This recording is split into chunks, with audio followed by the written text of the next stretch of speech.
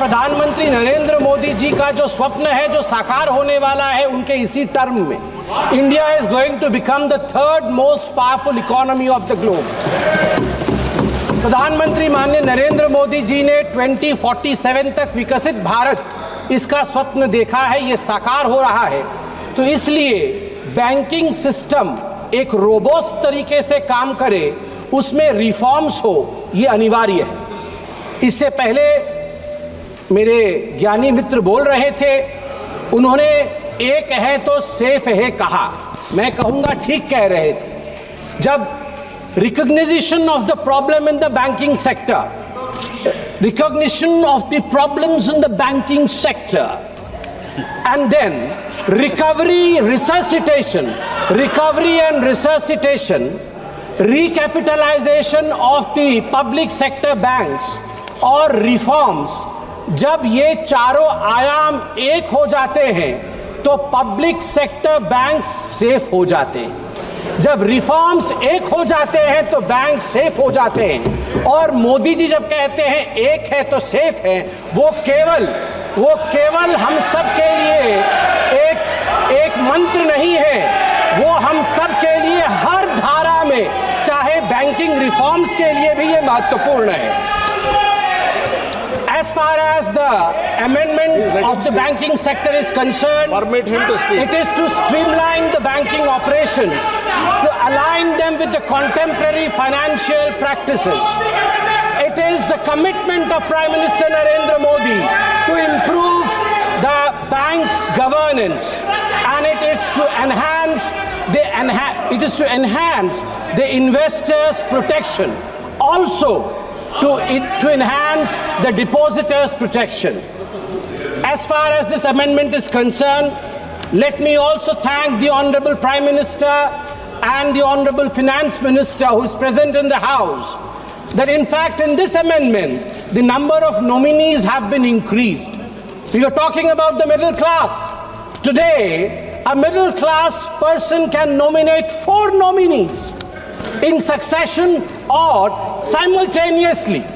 हमारे बैंक में लॉकर्स होते हैं, बैंक से हम लॉकर लेते हैं, आर्टिकल रखते हैं, नॉमिनी का प्रोविजन मुझे आश्चर्य लग रहा है, अभी तक बैंक लॉकर नॉमिनी प्रोविजन नहीं था। मैं धन्यवाद देना चाहूंगा नरेंद्र मोदी जी का कि इस प्रकार से सक्सेशन के साथ 1 2 3 4 इन सक्सेशन, इसके बाद ये आप सक्सेशन के साथ नॉमिनीज के नाम को अपॉइंट कर सकते हैं। आज आपने अभी रूल नंबर 94 के विषय में कहा, the ambit should be with in the banking laws, the ambit should be within the rules framed for the reforms of the banking sector. I want to remain within this ambit, within this framework, and want to bring out some very important and pertinent points, sir. Sir, the banking crisis was one of the biggest legacies that we got from them in 2014. Let me give you a data. Atal Bihari Vajpayee ji led NDA government, when they took the office, the gross NPA, GNPA ratio in public sector banks was 16%, and when Atal Bihari Vajpayee ji left the office of Prime Minister, he brought it down to 7.8%. Thanks Atal ji, thank you very much. In September 2013, when they were in governance concluding side, this ratio went up to 12.3%. Atal ji had given them 7.8%.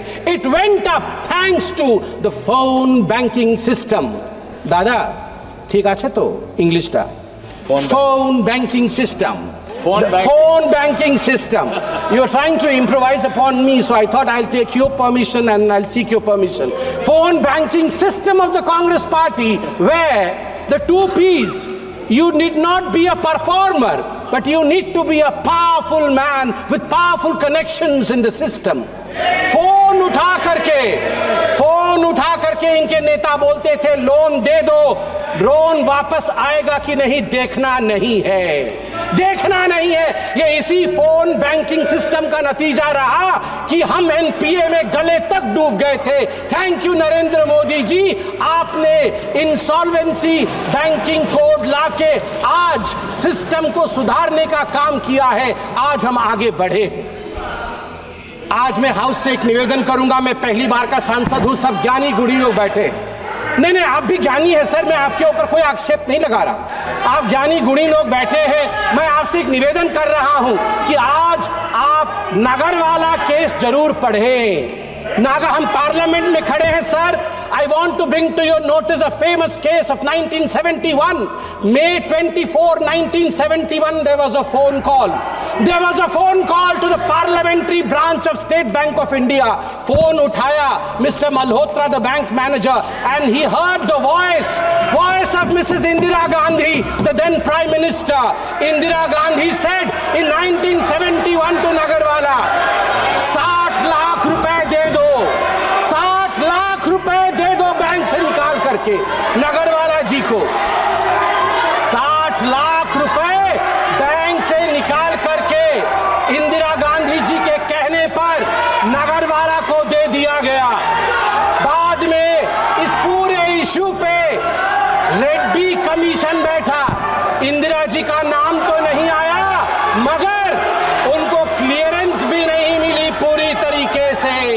आज भी banking fraud का thrilling story, mysterious story of the banking fraud during Indira's time is Nagarwala case, phone banking system.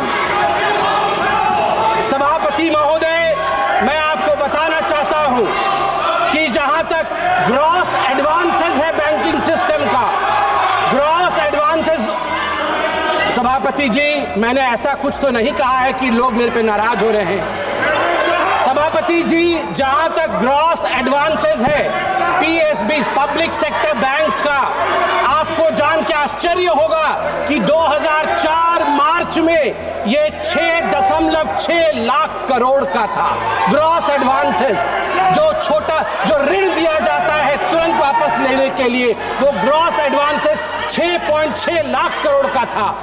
मार्च 2012 में जब इनकी सरकार थी UPA की, वो बढ़ करके ग्रॉस एडवांस 39 लाख करोड़ का बना, 39 लाख करोड़ का बना। जिसको मन उसको उठा के लोन दिया इन लोगों ने, लोन वापसी नहीं ली। सभापति महोदय, मैं आज फख्र के साथ कहना चाहता हूं, प्रधानमंत्री नरेंद्र मोदी जी ने जब ऑफिस संभाला उसके पश्चात ग्रॉस